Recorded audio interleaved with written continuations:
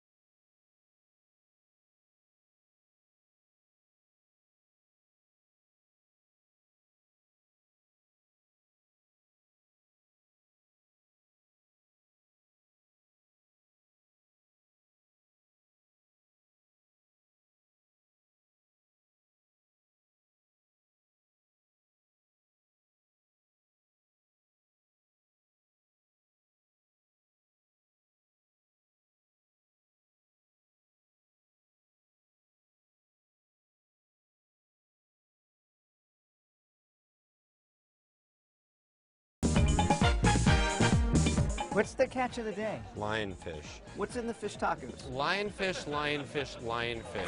Lionfish. Lionfish. They have taken over the entire Caribbean.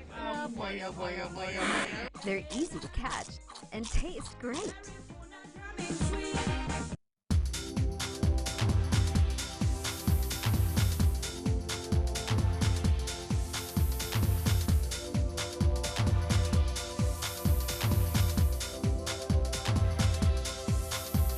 When America wants to know what's happening in the Caribbean diaspora, there is one clear choice.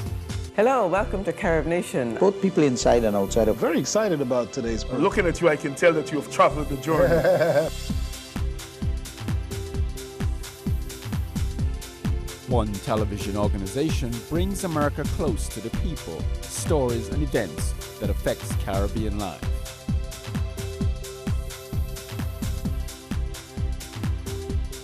Get close, get answers, get Carib Nation.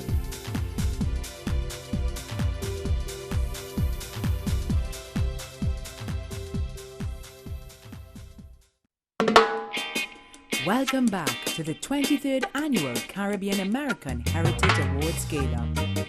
Ladies and gentlemen, Miss Maureen Bunyan. Good evening, everyone, and welcome to the CARAH Awards. 23 years we've gathered to celebrate some of the most accomplished members of the Caribbean American community. And once more we are together with a fantastic group of people here this evening. I am very happy to welcome you, our visitors, members of the Diplomatic Corps, elected officials, friends and family. We are very happy to have you here as we celebrate excellence embodied in the lives of our honorees. It is my great pleasure to present to you Claire Nelson. Dr. Nelson, for those of you who are new to our CARAH Awards, is the founder of the Institute of Caribbean Studies. She is a brilliant woman in several fields. I know that you've probably seen her bio, but she astounds me every day. She's a dear friend, and I am so, so happy that she's here in Washington and she's able to give us her talents, her passion, and her intellect, and she has an uncanny ability to bring Guyanese Caribbean people of all sorts together. Claire is Jamaican. Go Jamaica!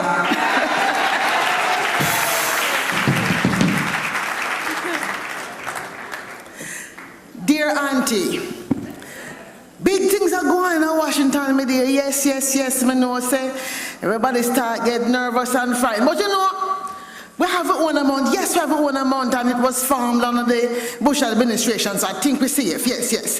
And apart from that, we have things like the Caribbean American Heritage Awards. Auntie, that is where I'm going tonight. It's the bashment of the season.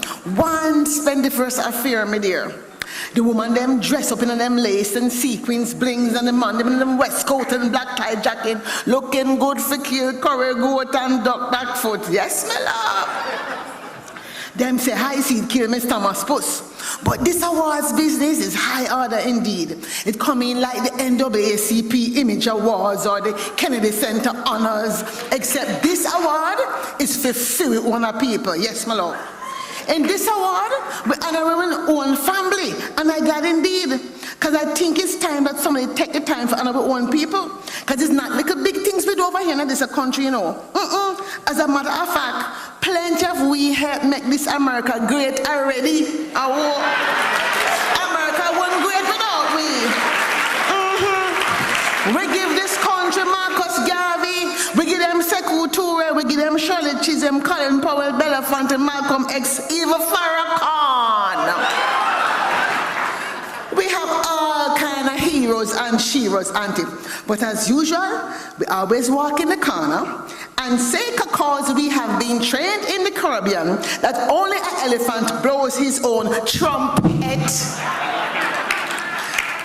We have to honor our own people, so them tend to take liberty. Well, auntie says she's not missing this thing at all, because she find out that the Hollywood lady where them honoring related to her by marriage. Yes, she is the grandniece of one of our cousins on our stepfather's side, who was the Jamaican woman that used to take care of her when she was in foster care. And because of that, we are therefore connected. Yes. And me have to go cash in, my dear, because a long time I look for my second career in Hollywood. And now that they're making movies into Jamaica, me know say me have a chance, because if Oliver can get part, Oliver, what's I mean? Anyway, auntie, please I beg you, stop the fretting. I know you hear that plenty people have started to pack up them things, lock, stock and barrel, and say they are going back home. They have started to talk about flying charter and fly Jamaica because them don't want to turn no deportee. Now that America has gone already. But as count to Auntie Girlie, she not going nowhere even though she don't want here. Because she and Uncle Boyz decided to put them difference aside. Yes, it's true, Auntie Girlie did say it's woman time now, it's true. But Cousin Boyz did always say it wasn't woman time because man in the heads of the household and them almost come to fight. Well, Auntie Girlie say she not business. She is true in wear both her red clothes and her blue clothes. And from now on, she's going to mix up everything and a strictly purple. Red and blue, purple. Yes, my love. So, sake of that, me decide from now on, me I gonna mix up the two, because me now make this a sitting and leave me behind. Washington, hear me stay, hear me born, and I hear me got on. So me I turn purple now. Anyway, auntie, as I say, we come here for honors. And me know say some people say I for them time soon. But this year is not my time, and I don't know when it will be my time. But nevertheless, me hear say the music will go nice, me go have image band, and all kind of nice after party and thing. Me hear some all of one big soca artist, me love go come sing and dance. What a thing, pedigree. But auntie, me gonna go just dress them in purple spree. Alright? One love, cousin Clara.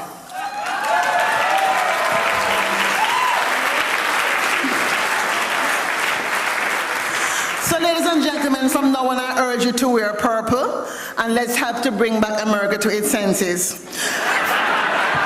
We are going to move onward, upward and onwards.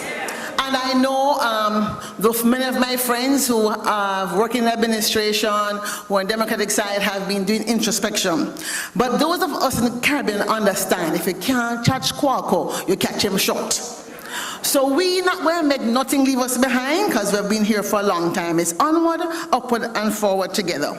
And these honorees we have honored here tonight really teach us a lot about staying the course and having the vision and temerity and the audacity to follow your dreams. It takes passion. It's the passion of people like Shirley Chisholm, the people like Marcus Garvey.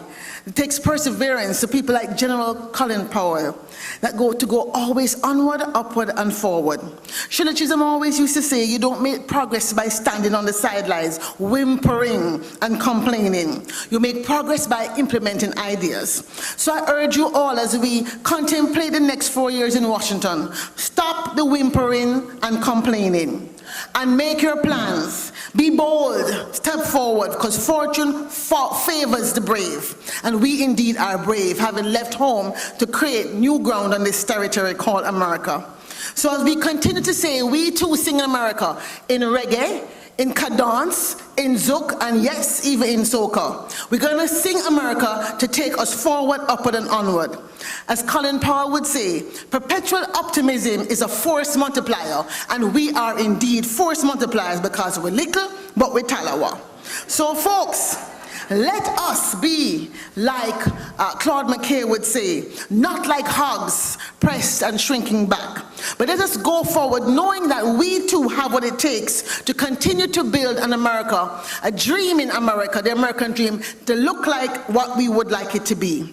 And we feel that if we persevere in this course we have taken so far, with your help, with you joining hands with us, we certainly can continue to construct a future where more people do more better. And so, it says it takes, an African proverb says, it takes a whole village to raise the children. And so, the future is indeed our child. We give birth to it. And so I hope you will join with us at ICS, whether it's Live Seed or any other projects that we do, to ensure that we too will continue to sing America in harmony as we move forward as the Caribbean Americans leading advocacy organization. I thank you for your support, and walk good, walk in the corner. When we come back, the presentation of the Excellence in the Arts Award and the Award for Outstanding Contribution to Public Health. The 23rd Caribbean American Heritage Awards will be right back.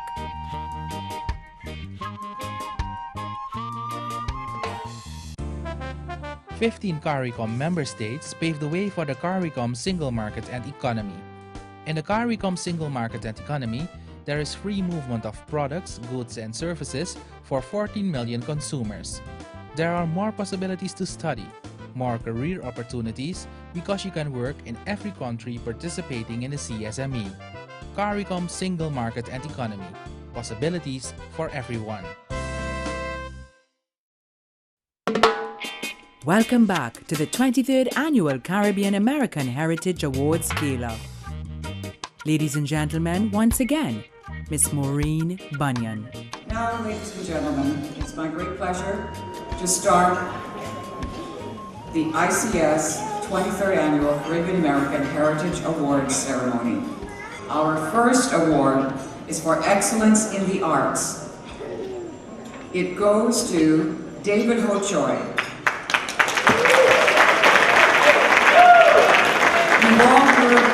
You've all heard the phrase, dance as if no one is watching. I think some of us have done that during our time. And a lot of Caribbean American people may do a little excessive dancing once in a while, but we don't dance like this band. The Caribbean American Heritage Award for Excellence in the Arts will be presented to David Ho Choi by the Ambassador of Trinidad and Tobago, Ambassador Anthony Phillips Spencer. Please look at the monument.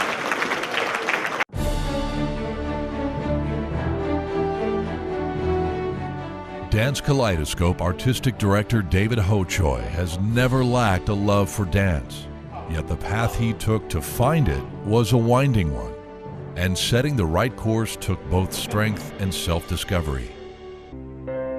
Born into a poor Chinese family in Trinidad, West Indies, David knew from an early age that the way out was through education. At the age of 17, he left for McGill University in Toronto to study medicine.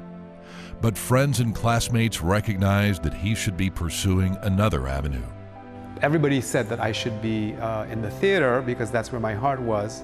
I thought to myself, well, there's no way I can do that because my parents would never agree to it. But somehow I found the courage to tell my father especially that I didn't really want to be a doctor. And once I opened that door, a lot of other doors opened for me. One of those doors was a scholarship to Penn State University to study directing, where he quickly went out on a limb in order to secure an opportunity that would lead to his life in dance. And that's when I started dancing because they were doing a production of Carousel. And they asked me if I could sing and dance, and I said, yes, of course I can. And I'd never taken a dance class in my life, but when I got into the studio, amazingly, I had a little bit of talent. After finishing his master's degree, he moved to New York, began taking classes, and became part of the Martha Graham Dance Company. David traveled the world teaching the Graham technique and also spent 2 years as a full-time faculty member at Texas Christian University. It was in 1991 that he received a call from Indiana that would change the course of his life one more time. Dance Kaleidoscope was advertising for an artistic director, and I came here and auditioned and liked everybody here, and they called me on the phone to tell me that they wanted me for the job, and so I moved to Indianapolis. During his 22 years in Indianapolis, David has choreographed more than 40 DK productions, as well as pieces for several local organizations. His choreography developed a national presence as well, from the green shows at the Oregon Shakespeare Festival to work for the New York City Ballet. Regardless of the venue, David places a priority on making his performances accessible to everyone, and he holds nothing back on delivery. I'd like to think that I impart some of Martha Graham's wisdom to never be satisfied with yourself, to always strive for something that is wonderful and beyond you, and always to be curious about what you can learn from anything or anybody. And I think those things are incredible life lessons for anybody. I think I'm a kinder, gentler person than the person that I was living in New York. And I think that shows in my work.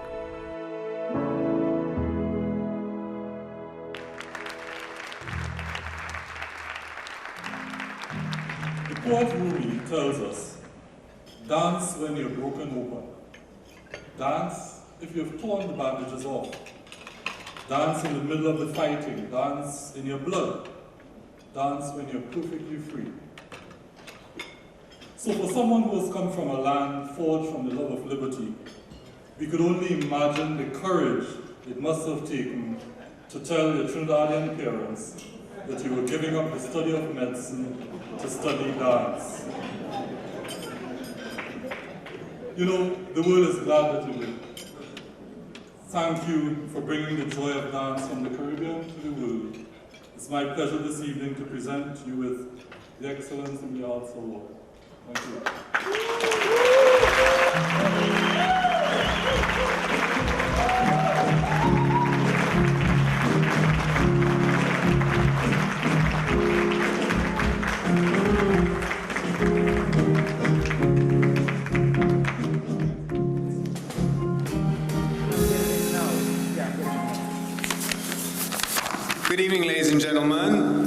distinguished guests, it is with great humility and gratitude that I accept the award from the Institute of Caribbean Studies. My life today seems very far away from that very young boy growing up on the wonderful sunny island of Trinidad, and yet it had a direct and profound influence on me and what I chose to do with my life and my passion and the dance that has held me in its grasp for all these many years. My path to self-actualization has produced an artistic life that has been filled with joy, wonder, and celebration for the marvels of our existence. I thank all of my teachers for their wisdom that they have imparted to me, my family for their unconditional love and support, and my friends for that community of love which they provide me with, and without which my art would be meaningless and desolate. This recognition is very special because I think it also acknowledges the Indianapolis community which I inhabit and whom I am eternally grateful for having received my work with such open and loving arms. My teacher and mentor, the great Martha Graham, never tired of saying to us, "What makes you special? How many drops of blood went into the making of you? What is in that blood? That is seen and is not seen?" For all of my friends and all of my colleagues and all of you, I want to say I celebrate our differences and diversity. I celebrate our individuality. I celebrate our shining lights, because in revealing them, we make a world that is richer and more vibrant, and a vibrant place to live. Thank you so much from the bottom of my heart. Thank you.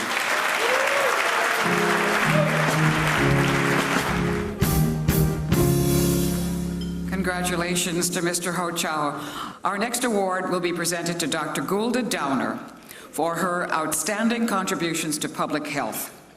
And to present the award to her is Barry Featherman, Senior Director of International Government Affairs at Gilead Sciences, a major provider in the fight against HIV/AIDS. Please watch this video.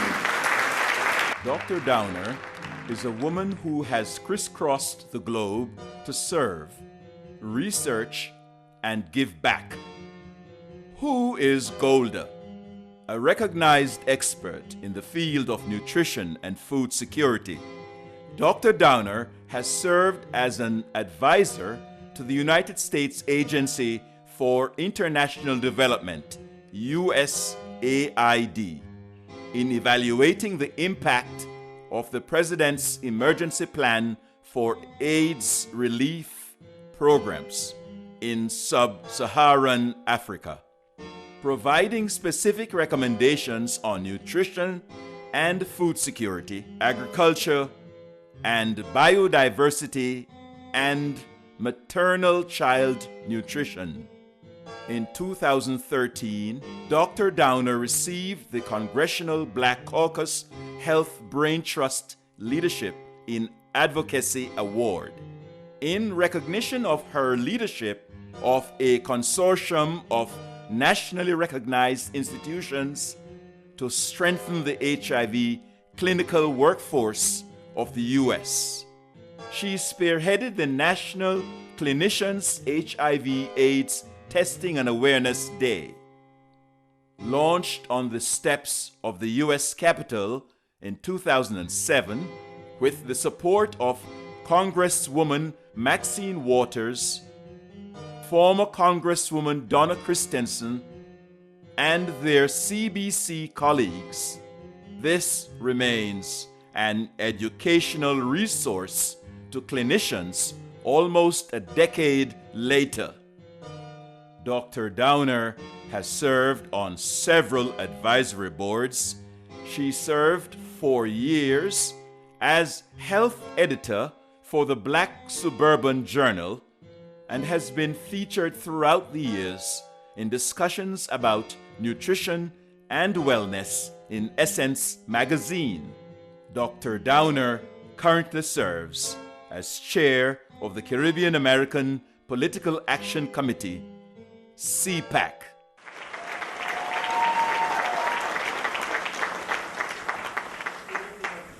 The wealth of a nation is a function of the health of a nation.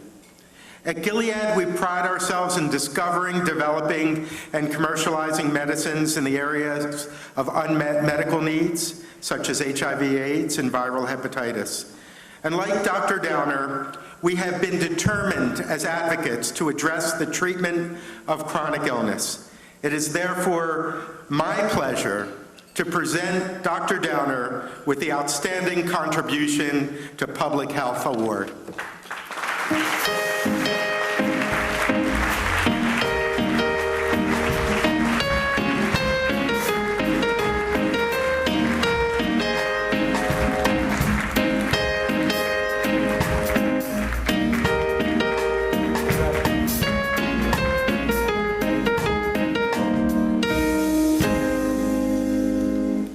Dr. Nelson and members of ICS, the nominating committee for the CARAH Awards, ladies and gentlemen, my fellow honorees, good evening. What a singular honor to be acknowledged for work that I am privileged to do, and to get that honor from members of my very own Caribbean diaspora community. The joy I feel is second only to the deep sense of humility that comes with this award. So many people have served and have shared with me over the years as beacons in my journey. Howard University has nurtured and mentored me throughout my academic pursuit and joyfully welcomed me home to the ranks of faculty after I had spread my professional wings. And even today, members of the faculty have continued to support me very much in the presence of one of my faculty members, Dr. Alan Johnson, who is here with me, and his wife, Lily May. To nationally recognized award-winning educator and performer Dave Yarborough, Director of Jazz Studies at the Duke Ellington School of Arts, whose music you heard in the background of this video today, who, without hesitation, agreed to help me co-write the HIV anthem, which has been performed nationally, internationally, and as he shared with me recently, at Buckingham Palace. To retired Congresswoman Donna Christensen and her Congressional Black Caucus colleagues, particularly Congresswoman Maxine Waters, for Congresswoman Christensen's strong support in allowing my voice space to be heard, such that some of my ideas are emphasized and highlighted in the legislation and policies about HIV that now govern our country, I say thank you. I humbly and gratefully accept this award on behalf of those who, among everything else, wants to do good. For the researchers, the clinicians, the academicians who work tirelessly to develop the next biomedical breakthrough to prevent diseases such as HIV and AIDS, such that we will have a generation of no new HIV infections. For those who work to strengthen food security globally and right here in our country, where almost 18 million children go to bed every night hungry, and over 31,000 right here in the nation's capital do the same thing. For those persons who work to make sure that nourishment is garnered for those who need it, so that each person can grow to their full God-given potential, I accept this award. Gwendolyn Brooks said it best when she said, "We are each other's harvest. We are each other's business. We are each other's magnitude, each other's bond." And I finally accept this award on behalf of those who've loved me, who've always wanted the best for me. Some are here tonight, and some are in heaven. And especially for that one person who makes me laugh, who wipes my tears, and who always, always has my back. Thank you. When we come back, the presentation of the Vanguard Award and the 2016 Outstanding Public Service Award. Stay tuned. The 23rd Caribbean American Heritage Awards will be right back. It gives me information to get my no on.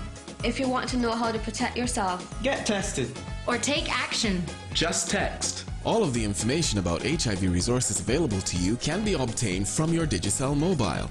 Just text Live Up to info, that's 4436. The text is absolutely free. Be HIV aware. Text Live Up now. Live Up.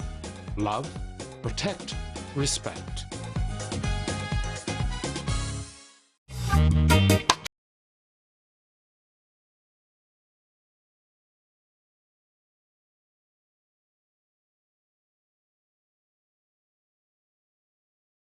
quite an interesting award, and the awardee tonight is Gabriel Abed, and he is going to be presented his award by Angela Kinch, First Secretary in the Embassy of Barbados.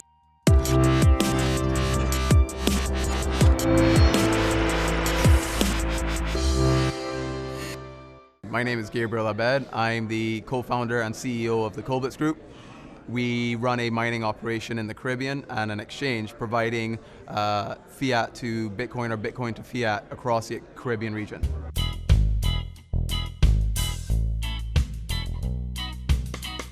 Really got me into Bitcoin was when PayPal froze one of my accounts for a chargeback that had nothing to do with me. Granted, it got sorted out, but needless to say, I was very annoyed by it. I didn't like the fact that an honest merchant can be penalized by a dishonest buyer. So I then dived into the Bitcoin realm, and since then I haven't looked back. I closed my PayPal account. I don't think I'll ever use PayPal or any other solution again that involves a third party. When I came here straight out of school, it was just, I had a different attitude. Everything was just so laid back. It was just going with the flow. But Gabriel came and he gave us purpose. He gave me a drive, you know, to pursue something that is so revolutionary and to just put your all behind it and to just go with passion, right? He's the most passionate person I've ever come across, and he really has changed my life for the better. His drive to never take no, and in the Caribbean we get a lot of no's, you know, and he's taken a lot of no's, he's made a lot of yeses. And I remember when it was just him and Oliver starting out with this dream, and this was probably 4 years running, and as I said, they took a lot of no's and they made a lot of yeses, and here we are today, and because of them, I sit within business development, now growing the business throughout the entire island of Barbados, and you know, it's just impressive to be a part of it, and I'm proud of him where he's come, and now he's speaking internationally to many different people, and hopefully taking a lot of no's and turning into a lot of yeses. I don't think anyone should have the ability to tell me where my money should go, how it should work, and how I should spend it. I should have the ability and freedom to do what I need to do with my monies. And Bitcoin offers that through a decentralized platform that cannot be controlled by any single person or single entity. And that to me is irreplaceable. Nothing could come around it. The internet offered us the freedom of information, and now Bitcoin offers us the freedom of our money. And it's only a matter of time before we have the freedom of laws, the freedom of countries, the freedom of politicians. It's only a matter of time before Bitcoins are in everyone's digital wallet. And it's only a matter of time before people are buying, selling, and using Bitcoin on a daily basis in all transactions.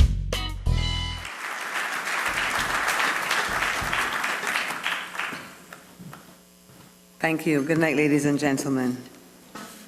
We have been blessed, and we have much for which to be thankful. Mr. Gabriel Abed, nowhere near 50 years old, is one of the blessings Barbados has received, and we are thankful for him. To break new ground in the field of fintech is not an easy task, and to do it and gain the attention of many investors even harder. We Bajans are looking for the next generation of leaders for the next 50 years, and we count on Gabriel in that lot. The government and people of Barbados sincerely thank Dr. Claire Nelson and her team at the Institute of Caribbean Studies for bestowing this award upon Mr. Abed. Thank you very much. It is my honor to make this presentation to Gabriel. Congratulations.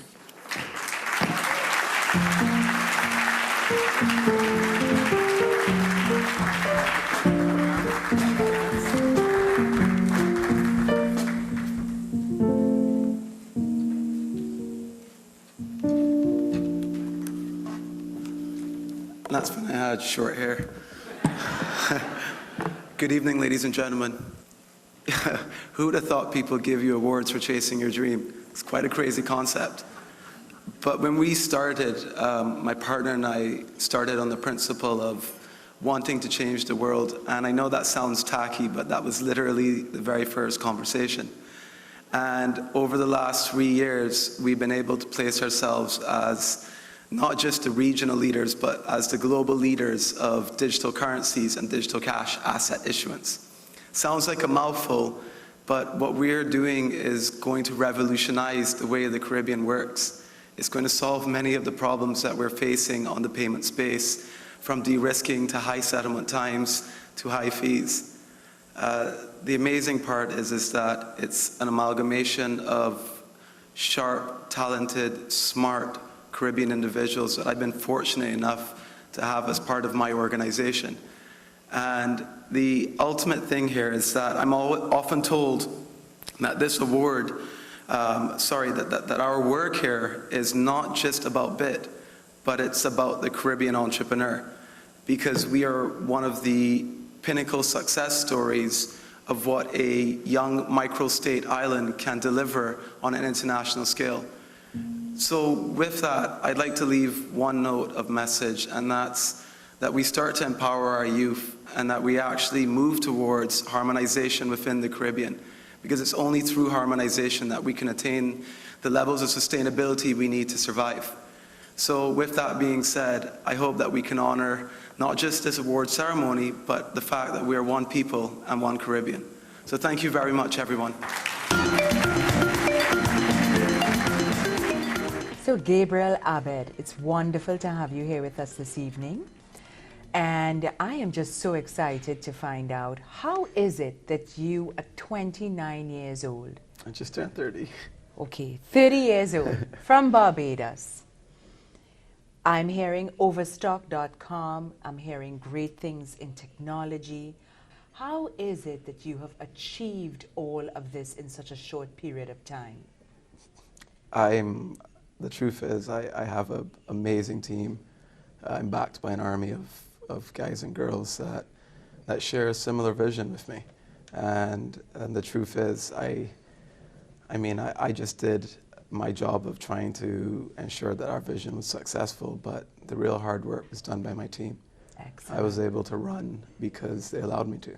Excellent. That was really the secret sauce. And of course, some disruption of technology and a really good idea helped along the way.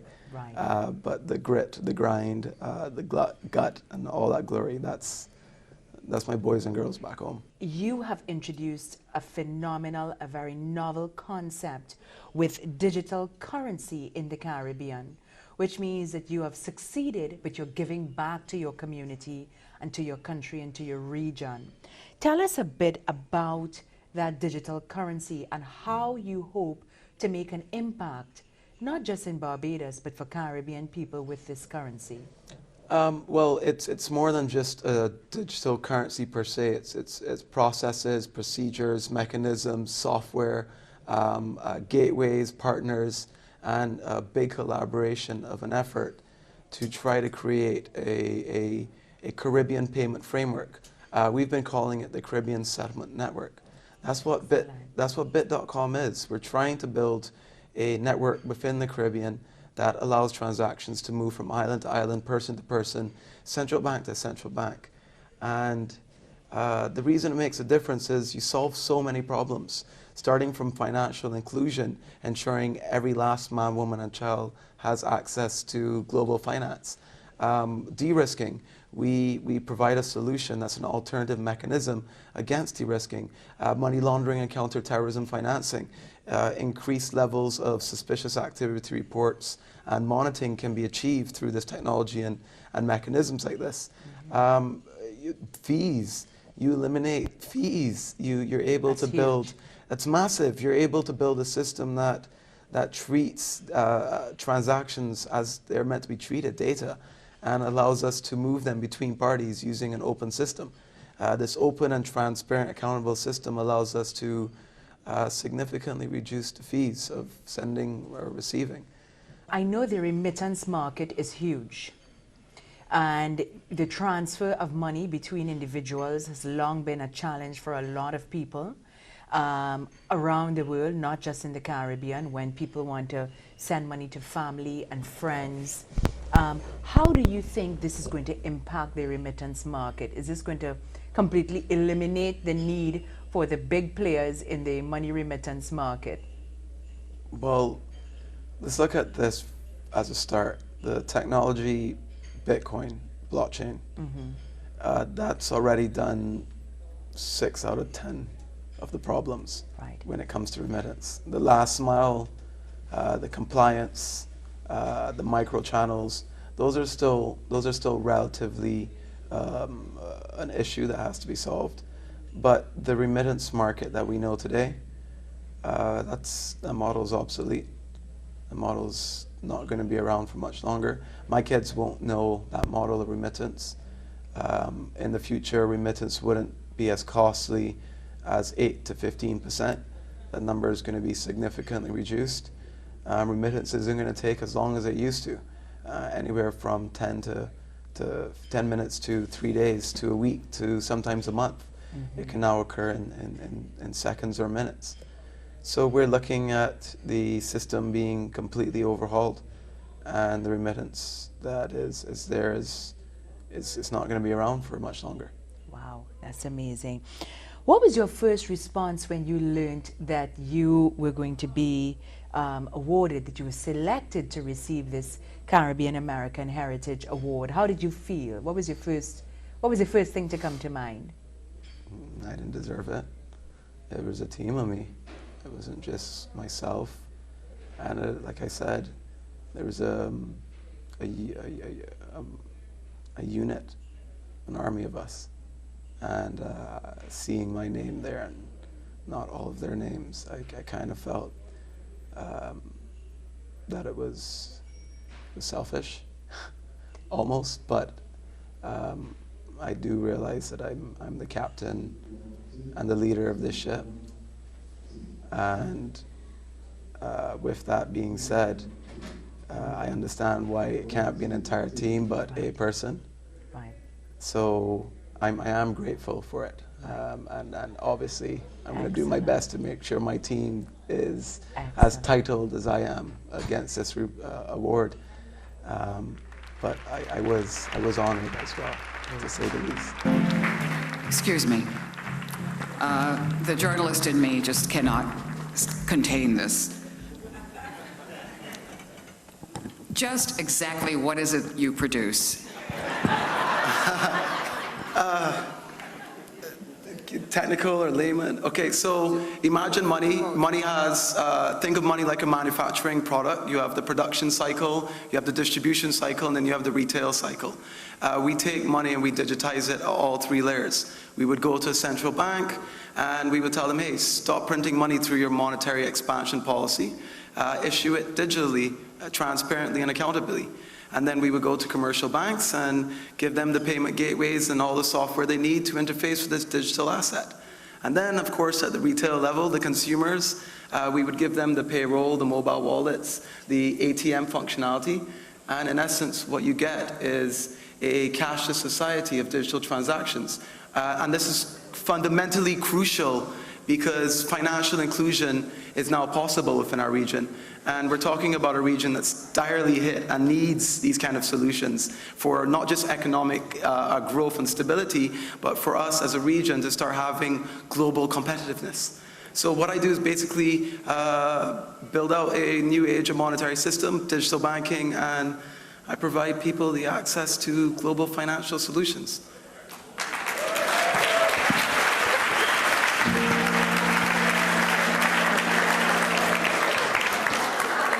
Okay.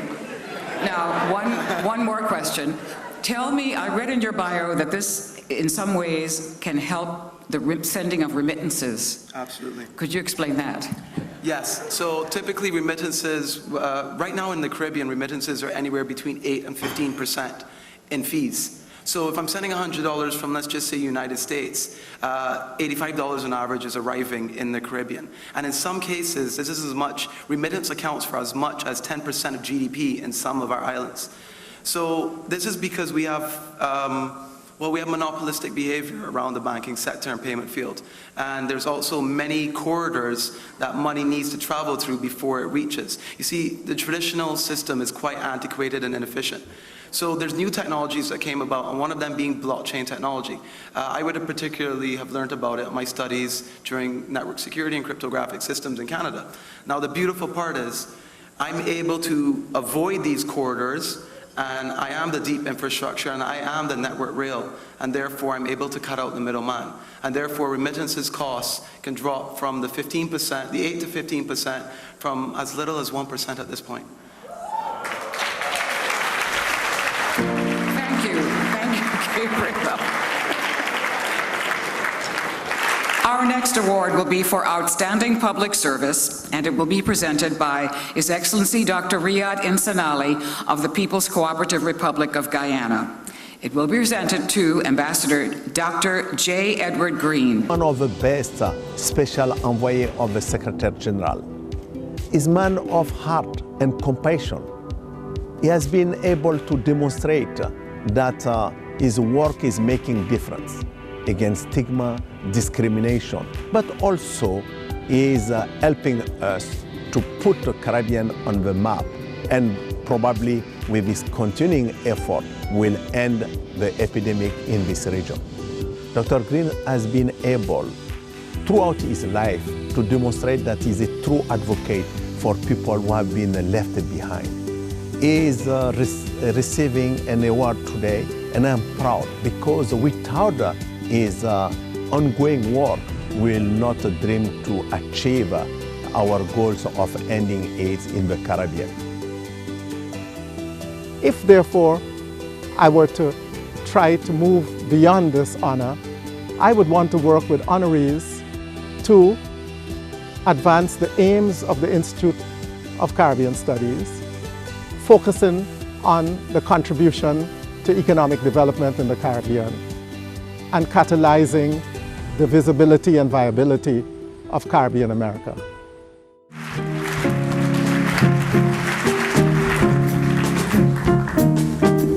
Ladies and gentlemen, there's not much I can add to that video, but I would like to say something that's perhaps very personal. 26 years ago, I joined the Ministry of Foreign Affairs of Guyana, and a few months afterwards, and I'm sure Dr. Green doesn't remember this, he came to the ministry on an official visit, was invited to address the Foreign Service officers of the ministry, and gave one of the most fascinating lectures that I've ever experienced. He impressed me with the strength of his intellect and the quality of his engagement with us as youngish Foreign Service officers. Over the years, I've come to know Eddie better. He's an outstanding Caribbean regionalist. He has been a wonderful international civil servant. And through it all, he has done this with great intellectual acumen and tremendous humility. Most of all, he has honored me with his friendship, for which I am grateful. And as a fellow Guyanese, I am particularly delighted to present him with this honor tonight. Thank you.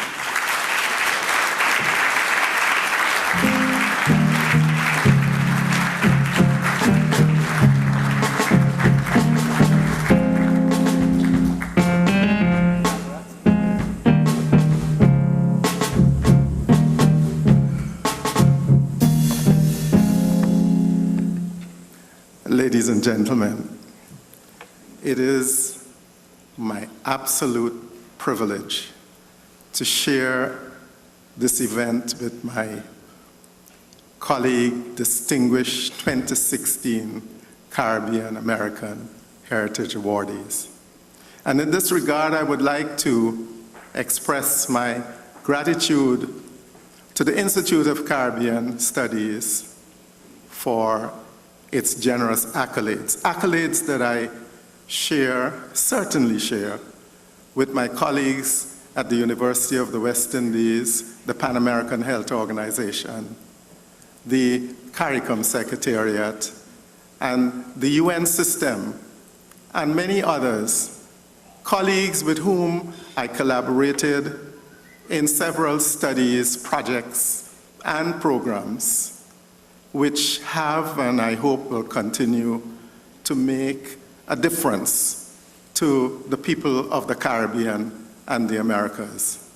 As I said before in the video, the body of work for which I'm being honored provided an opportunity, a great opportunity, for me to interface and partner with faith-based organizations, with the private sector, with the parliamentarians, civil society, and most importantly, the youth of the region. In the process, I learned so many lessons. Chief among them is that to really make an impact on human development means being proximate. What does proximate mean? It means grounding with, understanding, and championing the causes of the marginalized and the dispossessed. Whether those causes are empowering women, girls, and adolescents, or increasing access to affordable medicines, or eliminating stigma and discrimination, or advocating for the human rights of lesbian, gays, bisexual, and transgender people. Whatever the focus, I believe that the heart of the matter and the end product must be leaving no one behind. It is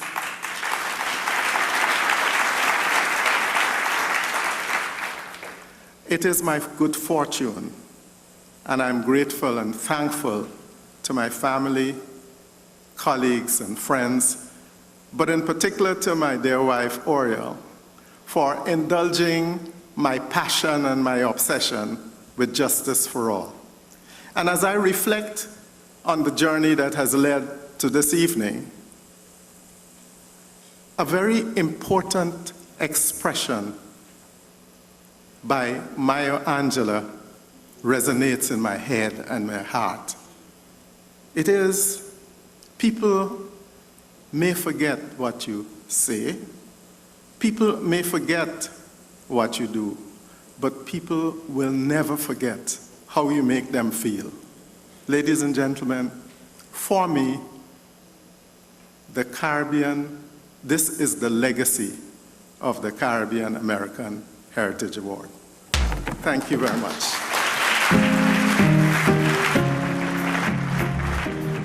Ambassador Dr. Edward Green, thank you so much for being here this evening. It's quite a pleasure and an honor to interview you. Wanted to ask you, you have been elevated to this most distinguished position as Special Envoy by the UN Secretary General.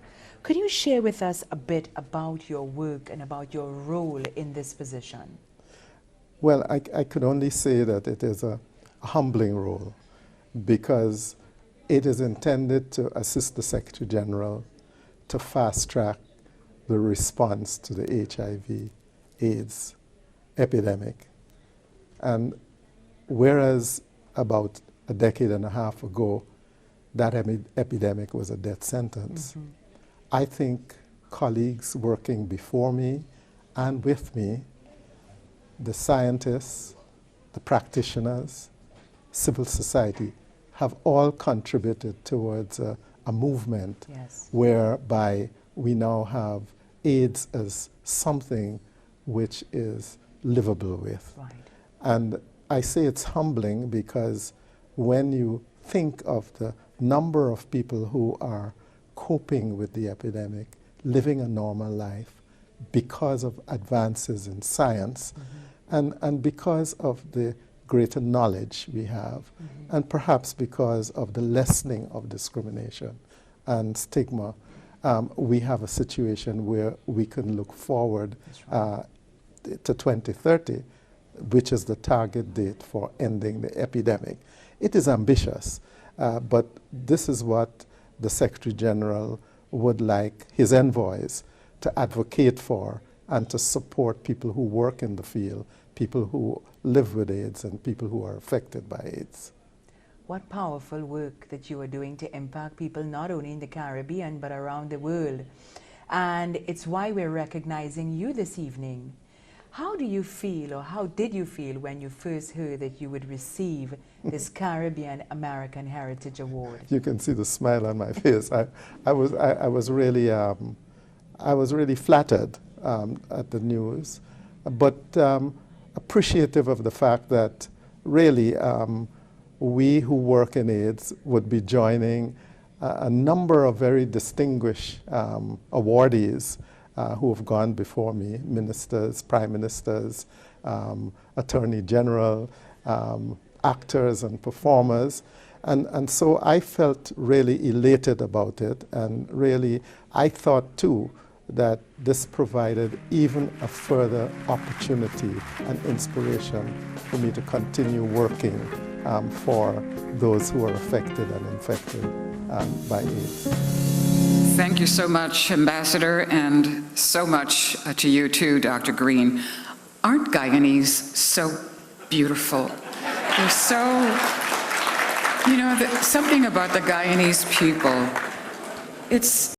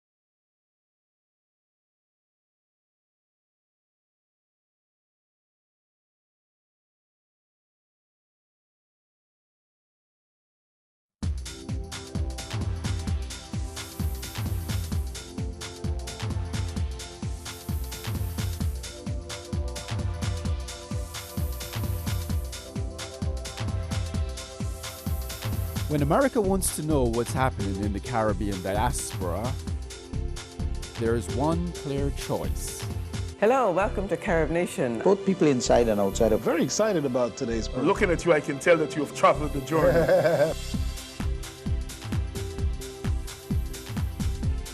One television organization brings America close to the people, stories, and events that affects Caribbean life.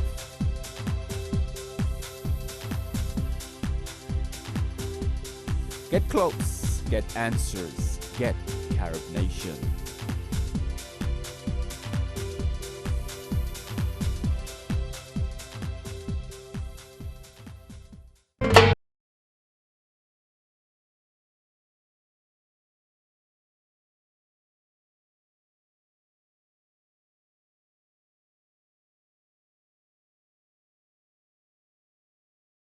Our next awardee is receiving an award in the name of Jamaica's national hero, Marcus Garvey.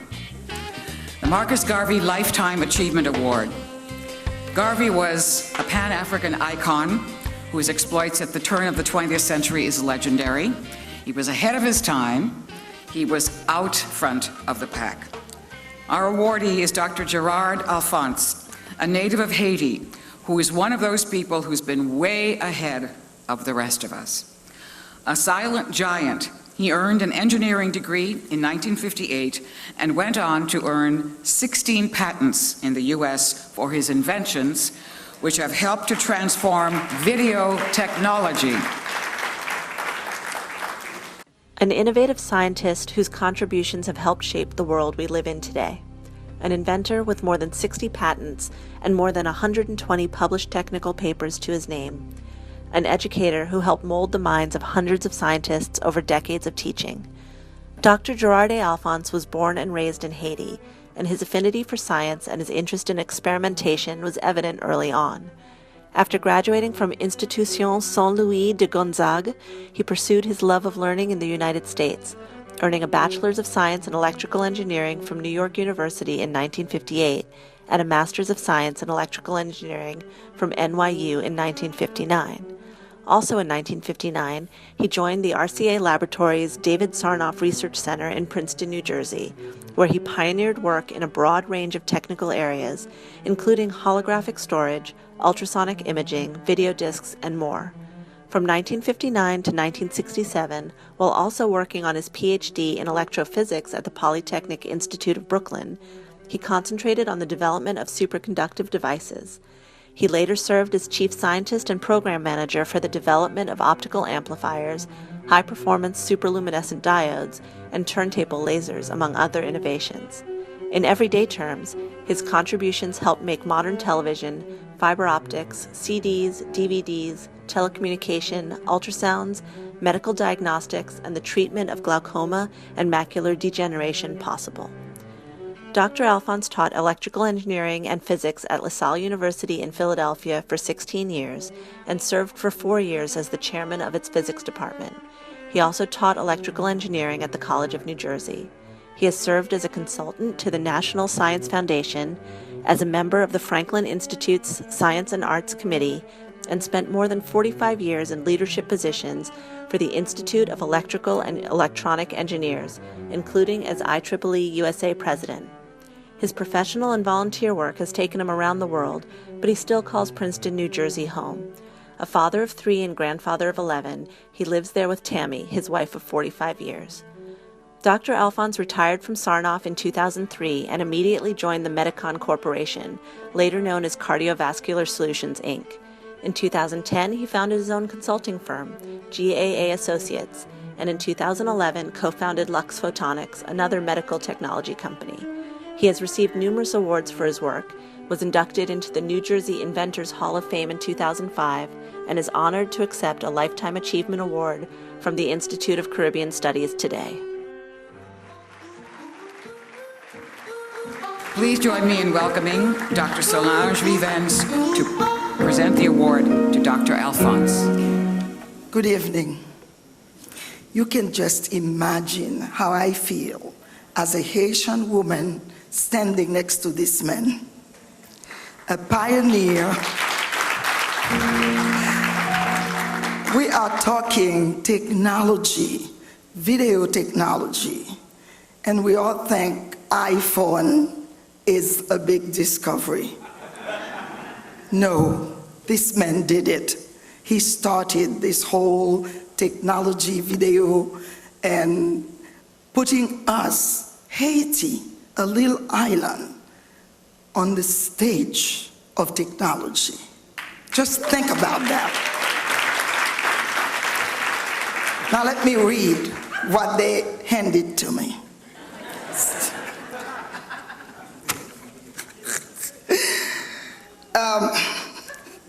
Marcus Garvey said, and I quote, "If you have no confidence in self, you are twice defeated in the race of life." Dr. Gerard Alphonse exudes confidence, quiet confidence. He exemplifies the spirit of resilience, and he demonstrates that greatness lies in our midst. Dr. Alphonse, in you, we have found a treasure. Thank you. You and I, standing next to you, I'm shaking like a leaf. I can't believe I am standing in your presence. I thank you for your outstanding work. It is my pride and my distinct pleasure to present to you the CAFA Marcus Garvey Lifetime Achievement Award.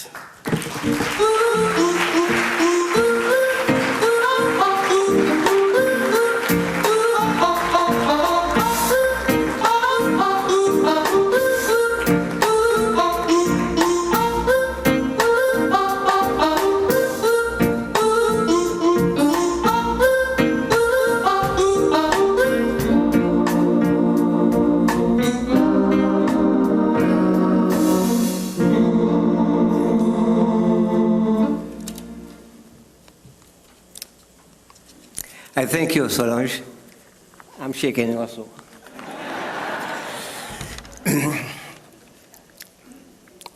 Ladies and gentlemen, I applaud Dr. Nelson for her vision and determination to bring that vision to reality, as exemplified by the creation of the Institute.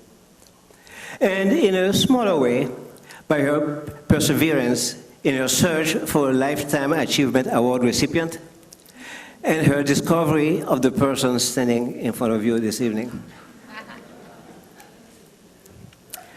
From the depth of my heart, I thank her for bringing me here to receive the Institute's Marcus Garvey Lifetime Achievement Award.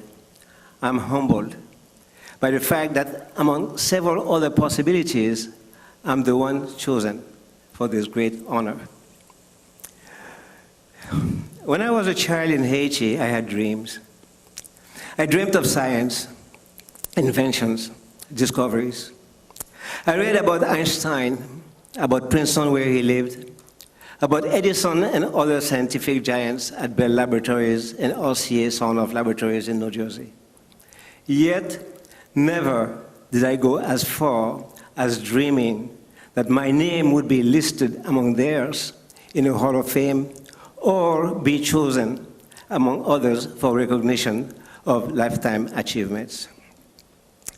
Today, I feel very fortunate to have lived some of those dreams.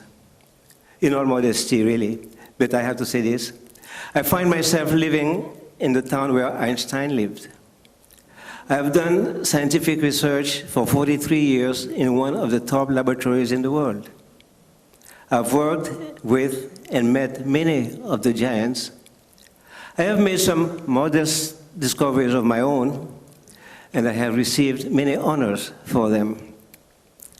My parents are not here today to participate in this celebration, but if they were here, I would tell my dad how grateful I am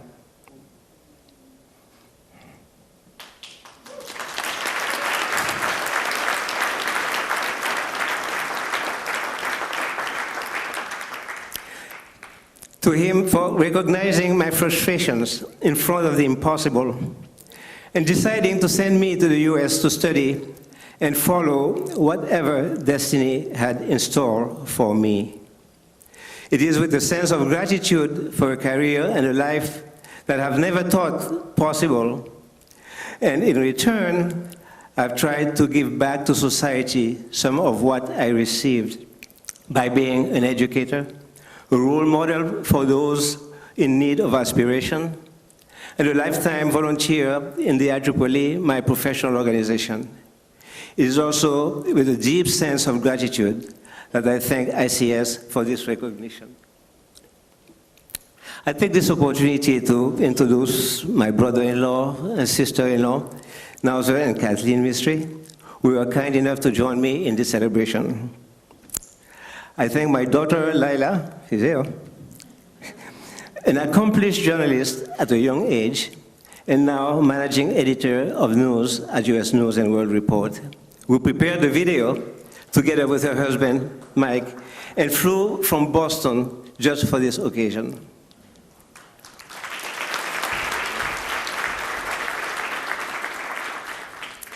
Finally, I thank the unsung hero of my life, my wife Tammy, also here today, whose support and devotion have been my strength for over 45 years. Thank you.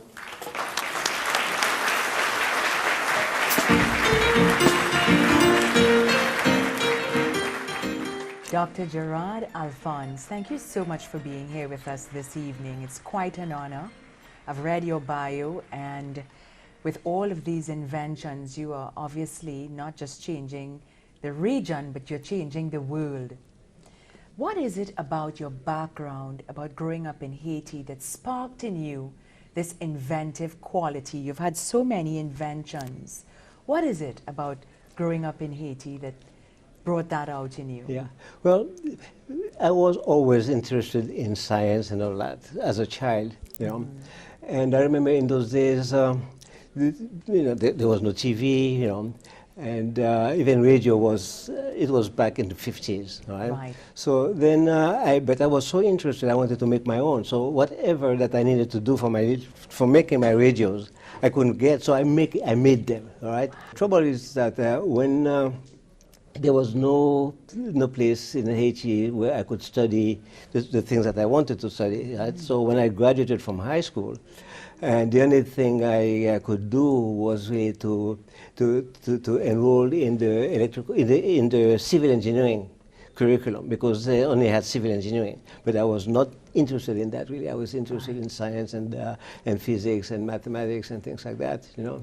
But one day, while I was in my first year at the Polytechnic School there, my father came to me one evening. I remember he came to me and said, "Would you like to go to the United States to study?" I said, "Are you sure that's what you want to say?" He said, "Yes." Then the next day I found myself at the U.S. consulate in Port-au-Prince in Haiti looking up school brochures. Amazing. And what a lesson for all of us, that how we look at our circumstances and our environment and challenges in life really determines how we succeed or if we succeed. So rather than seeing limitations around you, you decided to invent. Right? As they say, necessity is the mother of invention. That is a true statement. It is so true. Yes, right. What is one of your favorite inventions? What's the invention that you're most proud of? I know there have been so many. There are so many, you know.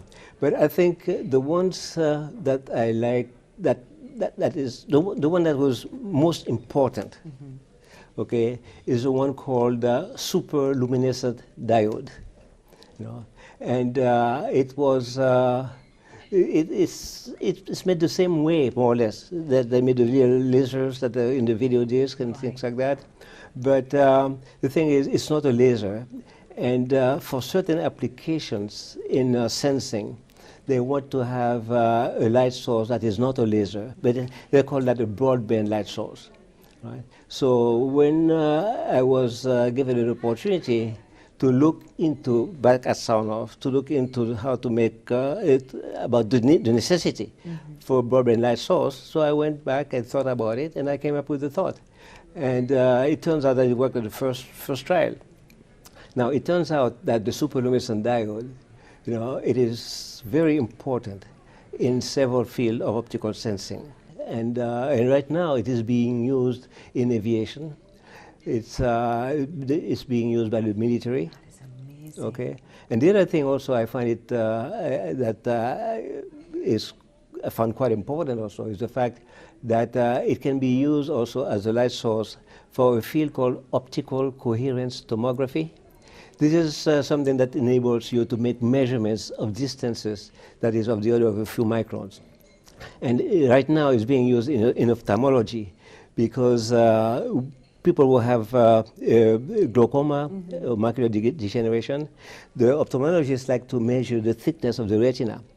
Okay, and if one has glaucoma, the pressure tends to eat away, to erode the thickness of the retina. It gets thinner and thinner and thinner, and when the visibility gets lower and lower and lower, even in bright light, and eventually one doesn't see anymore. So now, with this instrument that uses my device, then one can actually, the ophthalmologist can actually measure the retinal thickness, because the retina is only 100 microns in thickness.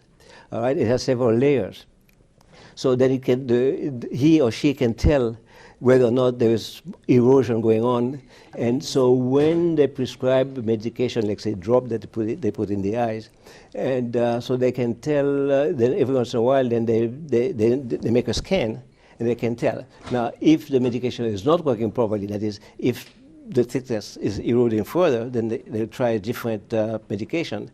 Or if it's working, then periodically they check and see if there's no more deterioration. Then amazing. And right now it's made. Right now this light source is being manufactured by several companies around the world. So the reason why I like it is because it has made a contribution. It's had global impact. It has global impact. And we are so proud because, you know, we come from a region where we're known for our warm personality. We're known for entertainment. We're known for carnival, for music, for culture, for art, for our beautiful beaches. And we are now elevating ourselves to even higher levels as inventors and creators. So on behalf of the Caribbean community, I want to say thank you so much for your contribution. Thank you. How did you feel when you heard that you were going to be awarded with the Caribbean American Heritage Award? I was I was so surprised, you know, because the thing is so onerous, lifetime achievement. Yes. All right, and I felt, I almost fell on the floor because, you know, first of all, you see the way this thing came about. Dr. Nelson apparently was looking for somebody for that honor. Okay, and apparently she looked and she checked with on the internet, and so it came out to me as a total surprise because her work made the discovery. The discovery was myself, you know. So I was very happy about it. I was extremely surprised because I never thought this would happen, and I felt very honored and humbled by it. Thank you, Dr. Alphonse, and thank you so much, Ms. Vivens. Our next awardee is the winner of what we call the Trailblazer Award. And as you know, a trailblazer goes where no one has gone before. That really is the life story of Victoria Rowell. Her work in film and television has made her a constant in the field, and we're very proud to award her tonight the Caribbean American Heritage Trailblazer Award. It will be presented by Her Excellency, Ambassador Audrey Marks of Jamaica. Please watch the screen. Poise, strength, resilience, words that describe Victoria Rowell. As an infant, Victoria was placed in foster care with a family in rural Maine, where her theatrical talent began to blossom. I didn't just slop the pigs, but I slopped the pigs. Victoria's foster parents enrolled her in ballet lessons, and it was there that she discovered her life's purpose. The ballet was more than the bar. It was more than the plie. It was a lifeline. Victoria received a scholarship to the American Ballet Theater and later became a principal dancer. This led to modeling and acting roles that have made her an instantly recognizable face. Oh, you're driving me crazy. You smell like a bar at Billy's school. Do your patients know? I am handling it. Now leave me alone. No, I will not leave you alone. I'm sorry. Do you think you're the only one who's had it rough? I was the one who got up every single morning and went online to check that casualty list, and I was the one who got sick to my stomach every time I heard about another roadside bomb. And who do you think told our daughter every night that Daddy wasn't coming home tomorrow or the next day or the day after that, but that he still loved her? Don't you know who you are, Marcel? Don't you know who your people are? When you let that white man humiliate you, we all were humiliated. When he knocked you down into the dirt and put his boot in your face. We three kings of Orient are bearing gifts from so far, and deck the halls with boughs of holly, fa la la la la la la la la. Failing is not in my vocabulary. Where is all this coming from? Sorry, that came out wrong. Well, don't take it out on me, please. I have my own problem. I can't tell you how eager we are to have you back. That's a lot of luggage for a little vacation. Oh, I'm moving to Aspen. I've got to get away from my boyfriend. He's such a klutz. Plus, my astrologer told me that I really should stay away from accident-prone guys, so, you know. Well, you know, we'll block aside a couple of Saturday evenings, and we can discuss it, and you can take me through all the ins and outs. Ins and outs?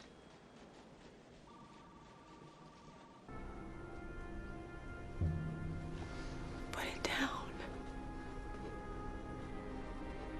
We'll get you out. Think about me and Dee Dee.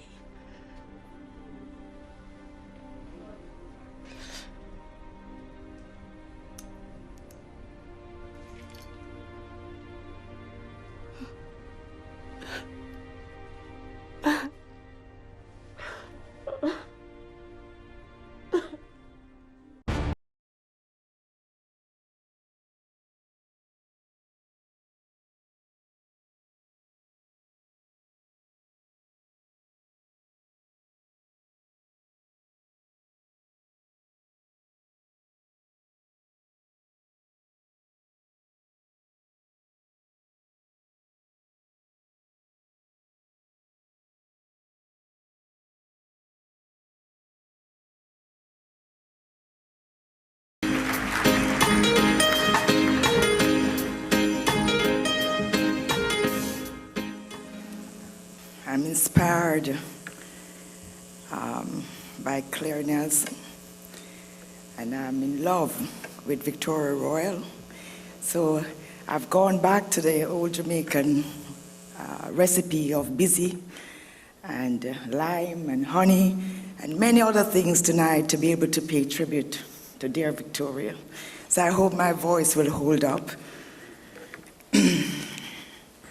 I'm always pleased to discover members of the Caribbean diaspora, natural and adopted around the world, whose work ethic and talent brings them success and reflects honor and glory on all of us. Victoria, well, you're a woman with a story to tell. You're also a woman with a great heart. Your work as an actor, advocate, and now director and producer and filmmaker is about telling stories that will affect generations of people to come. Thank you, and congratulations on winning the CARAH Trailblazer Award. It's my pleasure to hand you this award, my dear friend and countrywoman.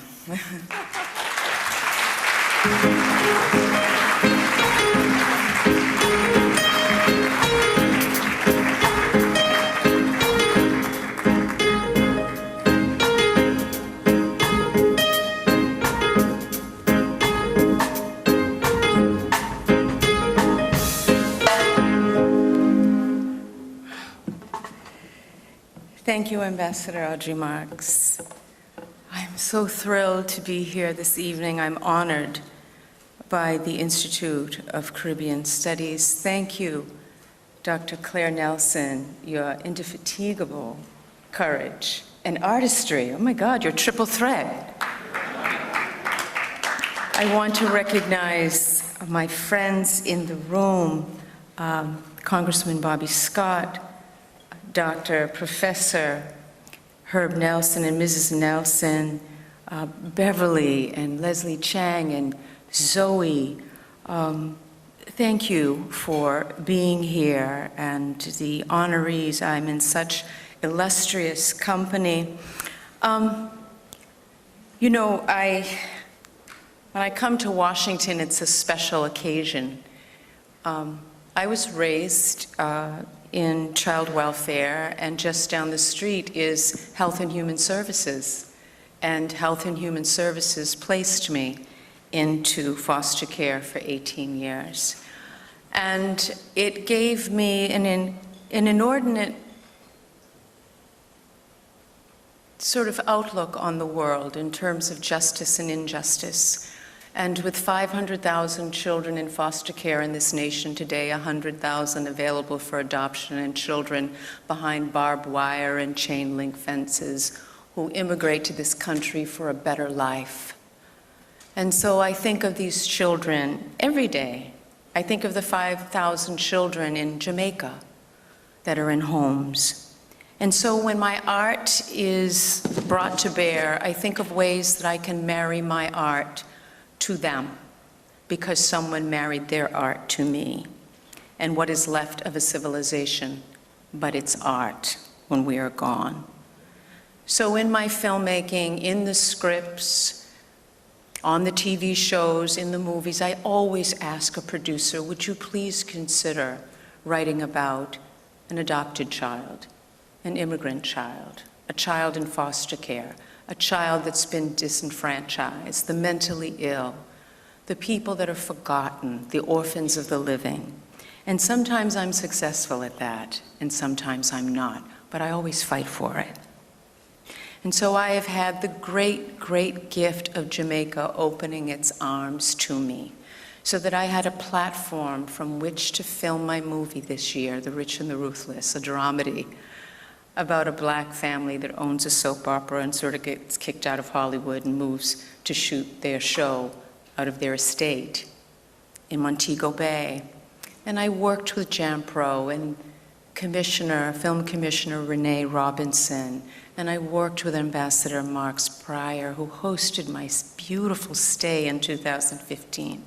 and worked hard with all the boots on the ground, the line producers, the wardrobe, the hair, the music, there's an embarrassment of riches and economic opportunities in the Caribbean at large. And we have to think about our tax credit incentives so that we can attract the filmmaking opportunities. We are in a multi-billion-dollar industry that I see so few of our faces in. And so I stand for that justice. I stand for economic inclusion between Asian, African, and Hispanic consumer spending. We're at over $3 trillion in the United States alone. So I ask you to please invest in us in media.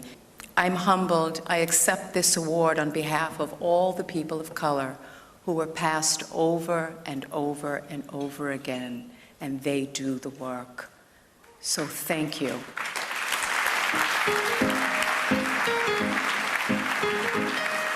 Victoria Rowell, it is such an honor to be here with you this evening. Thank you so much for speaking with us. It's my pleasure. We are very excited just to spend a few minutes with you to learn about your phenomenal life. 2 doctorates, books, kids, you've just done so much. You're an advocate. You've done phenomenal work for women's empowerment. But yet you've successfully overcome so many challenges. Share with us what accounts for your ability to overcome these challenges. What are some of your personality traits or your characteristics that allow you just to keep moving on? My faith. The women who raised me, I wasn't raised by one mother, but by many. Not only foster mothers, but teachers, ballet teachers, friends' mothers. My Jamaican mother, Barbara Sterling, who was a weekend mother, if you will. When I'd spend time with her daughter Jackie, we studied ballet together. So it's many things. It's not one thing that raises a child and raises a child a certain kind of way. And beyond that, I think that it really is about participating in my success, not feeling entitled, because I did come from a hardship. It's hard for me even to say it was a hardship when I think of the children suffering in Syria and other parts of the world, the Boko Haram, tragedy with the girls. I feel that I've had an abundance of opportunity. I don't really look at it so much as a challenge. I know everything's relative, but I was raised in America where even in the worst of circumstances, you're going to get fed, you're going to have water, and you're going to be safe, hopefully, from terrorism. So I feel like I was given an embarrassment of riches by the people that God put into my life, and that because of that, I believe intuitively that I'm to pass it forward, but also the women who raised me, my mentors, taught me that you don't keep this thing, you give it. So I want to congratulate you on being selected for this amazing Caribbean Heritage Award. How did you feel when you first heard about this award? I felt right. That's how we want you to feel. Right. That's exactly how we want you to feel. Fit and excellent, proud and thrilled, and it was validating. You know, for me, for me to hear those words from Dr. Claire Nelson, who's such a pioneer and inspiration. So, and the company that I'm in the receiving of the awards is phenomenal. So I appreciated that she and her committee recognized my diversity work, not only in front of the camera, but economic inclusion behind the camera. And my work in Jamaica in particular. I've also done been in Trinidad, known to be on a float. Yes, yes. During Carnival. But my recent success in filming there as a director and executive producer, filming in Montego Bay, along with filming 50% of the movie in Los Angeles. I'm very proud of this accomplishment, and working with the assets on the ground in Jamaica, with sound and makeup and wardrobe and line producing and media and Jam Pro and all that and more. I mean, musicians like Nature and Joe Bogdanovich and Robert Russell, who owns Pier 1, and Secrets. They were a hotelier partnership. There's such an extraordinary, certainly geographic beauty about Jamaica and the Caribbean at large. But there is a wealth of opportunity economically in Jamaica for film and television. And I know Prime Minister Andrew Holness desires to see projects produced and cultivated in Jamaica. And we're working towards a tax credit infrastructure there so that we can attract more business. Excellent. I know Trinidad has a lot of success. Yes. Thank you so much for sharing that with us. And of course, thank you for your immense talent and the tremendous job you've done in supporting so many children. And she didn't mention, and the ambassador didn't mention, but I wanted you to know that Ms. Rowell has written, one of her expertise is in writing children's books. And she's had best-selling children's books. Please ask for her books when you go to the bookstore or go on Amazon. She talked about investing in ourselves. Here is an opportunity for you to invest in us and in her. When we come back, the presentation of the Luminary Award to the King of Soca, Machel Montano. You don't want to miss this. We'll be right back.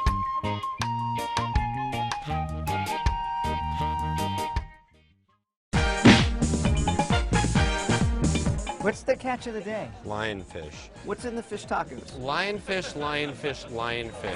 Lionfish. Lionfish. They have taken over the entire Caribbean.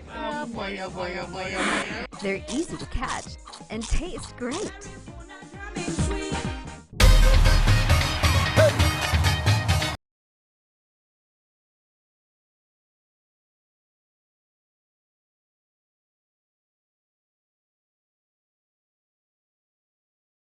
Montano, firstly, congratulations. Congratulations, it's so well deserved on your receiving this Caribbean American Heritage Award. As you already know, your name is synonymous with soca. Every corner of the world that you go to and you say Machel Montano, people know exactly what you're talking about. You're in every household. And I know the people of the Caribbean are just so grateful for the contribution that you have made. And you have been committed, steadily committed to making soca a mainstream music. Why do you think it's important that Caribbean music be played on stereos and radios and iPods everywhere in the world? Well, we live in a world that is life everlasting, you know. Life goes on and life is there to be shared. I think the important thing about soca music is the fact that it needs to be shared with the world. And why? Because of its nature, you know. Soca music is a uniting force. It's a happy spiritual music, you know. It's a music of gathering people and moving them in a direction, moving them in many ways, you know, uplifting them, you know, sometimes taking them down to the ground, you know. That's right, that's right. Shaking their very core, but you know, it's uplifting and it's positive. And, you know, the story of soca music, how it came about, the coming together of African and Indian culture, the finding the soul of calypso, which is its meaning at its core, the soul of calypso. You know, it's important, you know, to share that side of us that are Caribbean. We have been brought from many parts of the world to these little islands, and you know, we have been forced to live side by side. Different cultures, you know, Africans eating Indian food, Indian eating African food and liking it, you know, same way, seeing each other's traditions like weddings and, you know, the celebrations. You know, in Trinidad you could only see, you know, Christians celebrating Diwali and Hindus celebrating Christmas and vice versa. We have Eid. You know, this example is what gave rise to the creation of soca. It's a unity music, and I think, you know, we have to spread that joy, because when people see soca music, they see carnival, they see mass, they see Pan, they see Caribbean people coming together, and I feel it's very encouraging for the rest of the world to look past, you know, the divisions and the separations that, you know, that define us, and start thinking and moving as one. And I think soca music is a glue or an element that can pull everybody together. So true, so true. And you refer to soca as almost being spiritual. And anyone who has heard soca, it has this transformative power. Yes. Doesn't matter what you're going through in life, whatever challenge, whatever problem, when you hear soca music, it's uplifting. Yeah. It has that power. And you yourself have that power to bring people outside of themselves. I've seen you on Carnival Day, you know, you forget all of your problems once Marshall Montano is on the road. Yeah. You have overcome some major challenges in life. I know soca music has helped you to do that, but what are those innate traits that you have, those personality traits or qualities or characteristics that have helped you to overcome your challenges in life? Well, I think, you know, I am, you know, a consequence of, you know, my life. You know, who I am as a person is really about the story of my life. You know, I was born dead, and I came back after 6 minutes, and I always feel like there's a purpose for me. Absolutely. But early in my life, one of the greatest challenges was really realizing what my purpose would be, and that kind of happened from the reality of the position I was put in. At an early age, singing calypso, I was loved by many. You know, especially, you know, the adults in calypso tents, and they would scream for this young kid singing this calypso like a big man. Right. And, you know, it took me a little while to start to ask my parents, well, where are my peers? You know, and I want to see my peers. And I went to the clubs, and I quickly learned that they weren't loving soca or calypso. You know, they were loving hip hop and pop music and you know, dancehall more than soca. And, you know, the greatest challenge at that time was singing soca songs and seeing your peers turn their backs or boo you sometimes. You know, even sing Amazing Grace while I was singing soca, because they thought, what are you doing singing this whack music? And, you know, at that one point in time at 11 years old, I was able to, you know, talk to myself, ask a question, that inner voice, you know, and I was fortunate enough to have the presence of an inner voice, because, you know, going on stage at a young age, you're always so scared that something will start talking to me and say, okay, we could do this. And I think that was the presence of the Spirit, you know. And I remember at 11 years old deciding, do I go on singing soca and calypso when none of these youths love it? Or should I sing reggae or hip hop or pop to be popular? And quickly, you know, my inner self answered and said, no, this is your purpose. You know what to do. Fix this. And here I am today, you know, it's one of the greatest challenges of my life, trying to be loved, trying to be like, you know, you hear Bob Marley say, could you be loved and be loved? Because, you know, you have to give your love to soca music, even when you see people in corners of the globe not liking it, you know. Enough times you'll see people who love reggae or Jamaican say, we don't like soca because it's jump up and it's carnival and it's bacchanal. And, you know, now I live in a time when I've seen that transformation. I've seen these same people come to me and say, I like it now. And I know it's the work that we have put in. So that was a challenge. I would say that, you know, I'm still overcoming that challenge, because, you know, as you rightly said in the beginning, my duty is to take this music to the corners of the globe. Yes. And why? Because I think, you know, we are here to share. And we have to share life and share the good things, things that would inspire people to do better. And I think soca music is one of those good things in its good element, when you have that uplifting spirit that could make you forget a bad day, or make you go in the gym and work hard, or make you party even when you have a mortgage and you have problems at work. And, you know, it's that thing that could embrace you and give you that silver lining in a dark cloud. Well, on behalf of the entire Caribbean and people around the world, thank you for persevering, because I don't know where we would be today without you. Thank you. And we are recognizing you this evening. How do you feel? What was the first response? What's the first thought that came to mind when you heard that you will be receiving the Caribbean American Heritage Award? It's always gratitude. You know, I'm always grateful for something like this. I feel, you know, for me, it's not something that is, you know, self-fulfilling, but it's so much the achievement for soca music. the achievement for all of us who have been artists, for all of us who have fought the battle, and for those who are coming up. You know, this is an inspiration for them to be recognized by your community, to be recognized by your peers, or to be recognized even by your elders sometimes. It's encouraging to continue your hard work, and I think for me, I see it as, you know, an example and a testament for young people to follow. I want to be like Marshall. I want to get that respect, because part of surviving the game and part of, you know, doing what I've done correctly is keeping a high level of integrity. You know, making sure I'm on time, you know, making sure I show up for every show, making sure I give my best, making sure I'm highly professional, you know, making sure all these things happen. And I think when you put in that kind of effort, these are the results, you know. Absolutely. So I think it's going to be a ripple effect, and this is what I would love to see from it, you know, it inspire other young people to strive for the best. I am very happy to bring you another incredible awardee tonight, the winner of our Luminary Award. If you have been to any Caribbean carnivals in the last 20 years, you may know his voice.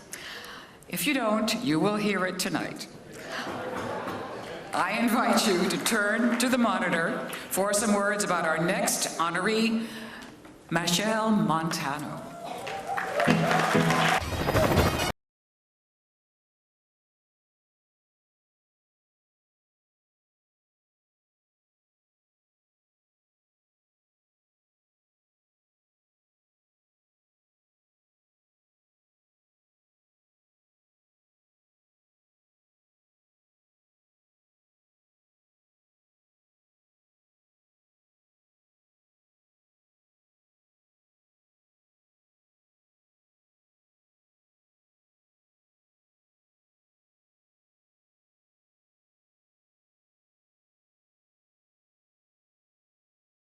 Echelon of Caribbean music. Fetting on my mind, I'm waiting all year. I want everybody to know we out here. I'm feeling the vibes of what time is near, and we taking over the show, we don't care. According to Metro Connections, Montano successfully crosses boundaries between young and old, between Jamaica and Trinidad, and between soca and dancehall.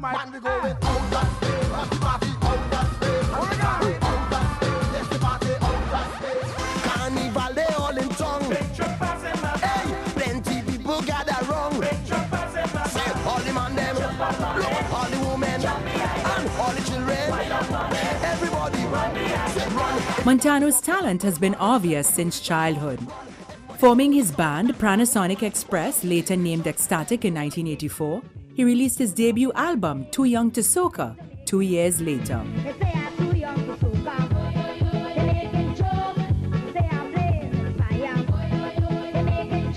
He was heard by North American audiences for the first time when he performed the title track on television show Star Search in 1987.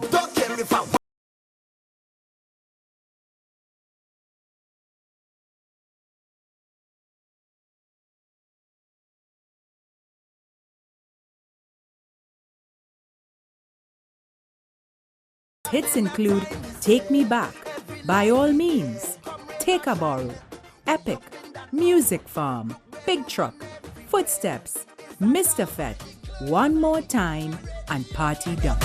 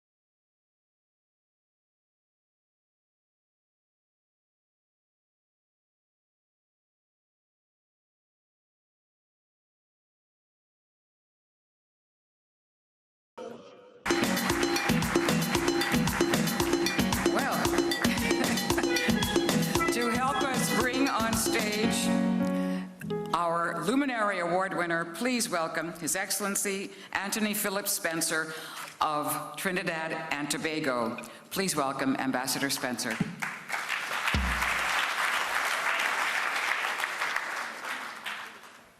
Pleasant good evening again.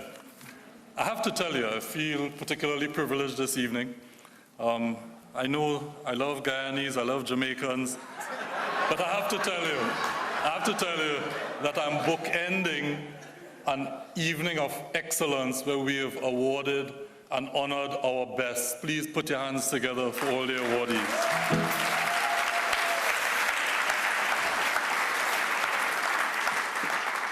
So yes, this is the last awardee, and I have a short script, but just a moment of reflection, please.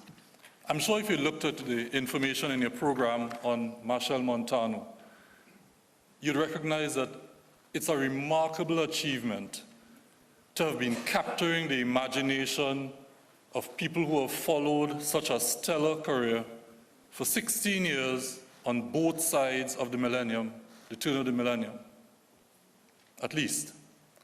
And so tonight, as the representative of the Republic of Trinidad and Tobago here in the United States, pardon my broad smile. You know, the songwriter tells us, so be yourself, and never try to be no one else.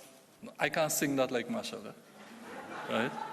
Not the Mighty Duke, Black Stallion, Shorty, Merchant, Explainer, Chalk Dust, Maestro, Blue Boy, Gypsy, Francine, Calypso Rose, Shadow Kitchener. Machel is himself, all himself. And you know, tonight we honor him with the Luminary Award. And for being himself, Machel has succeeded in illuminating the art form of soca across the Caribbean and the entire globe. He has made soca into one of our biggest exports. Coming from the Caribbean to the rest of the world, he has become a musical ambassador. He is a real public diplomat. And I am pleased this evening, more than pleased, more than two pleased, three pleased, to present the CARAH Luminary Award to the legendary, a Caribbean hero who has taken our heritage as a people and showcased it around the world with such excellence. He is truly a luminary, Machel Montano. Thank you.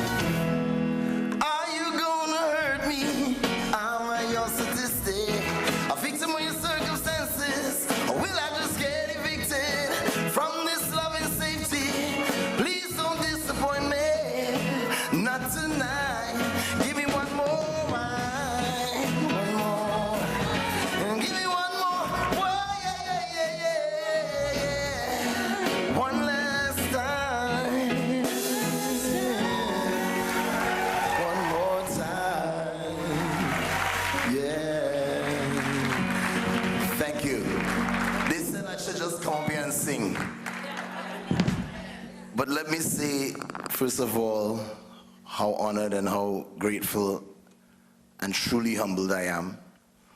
It's such a great bunch of people to follow.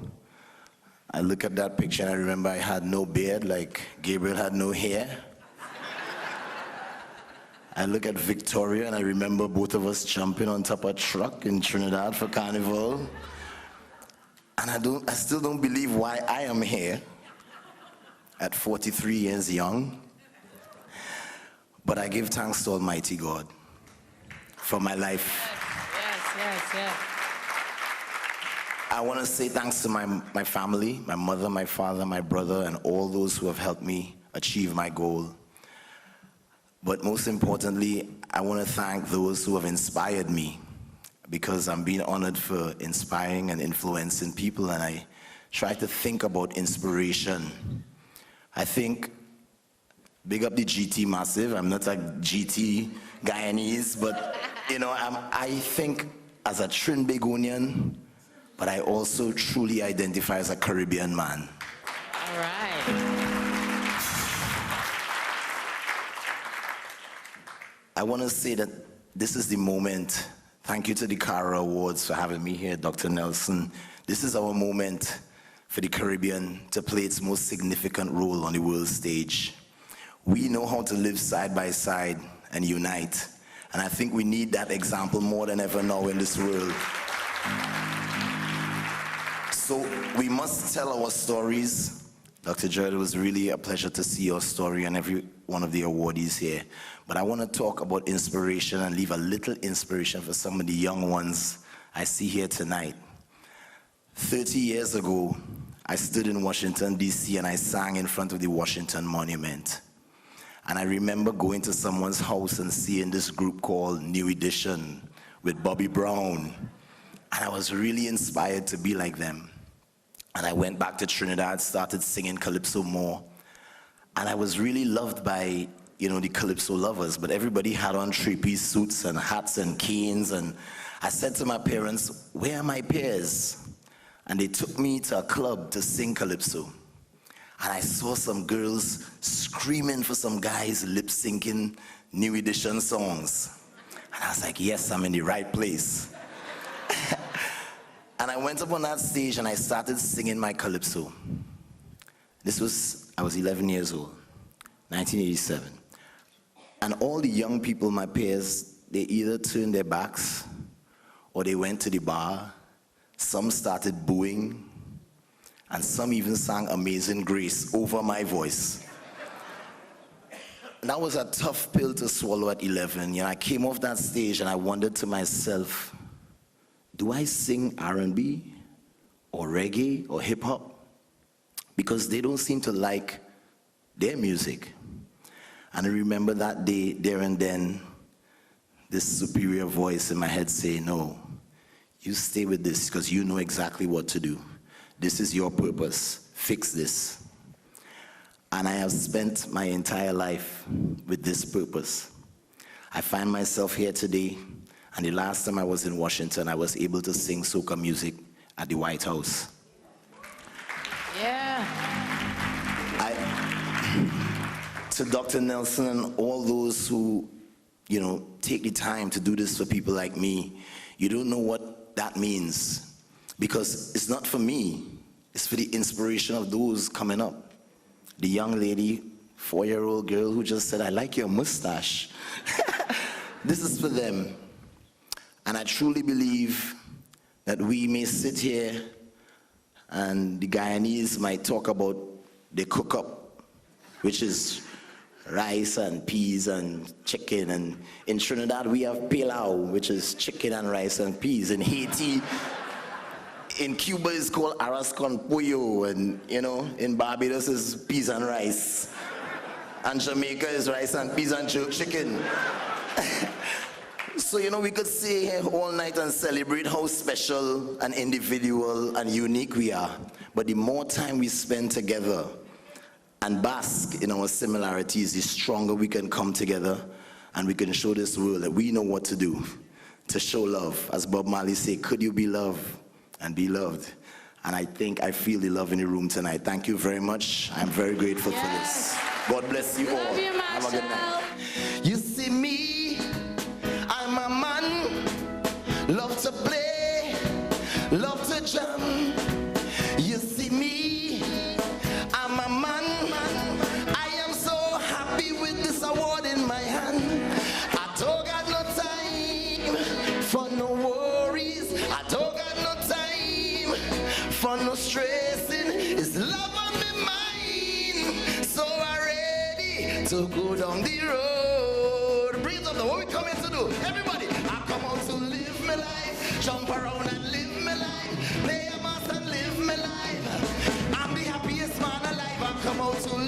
life. Play a mass and live my life. Caribbean will live my life. Like the happiest man, and like somebody say, whoa, live your life. Happiest people, and like somebody say, whoa, yeah. Everybody jump, let me jump, together. 1, 2, somebody say, whoa, Cara, I love you, thank you very much. Please, hey, somebody say, whoa, yeah. Give it up for the band. Thank you very much. I love you. Dr. Nielsen, thank you. Thank you so much. Thank you. With that inspiring comment from Mr. Montano and with the tremendous musical notes that he left with us, thank you for being here this evening and celebrating our wonderful, wonderful Caribbean community. Thank you so much for joining us on our 23rd award ceremony. We hope to see you next year for the 24th. Have a good night.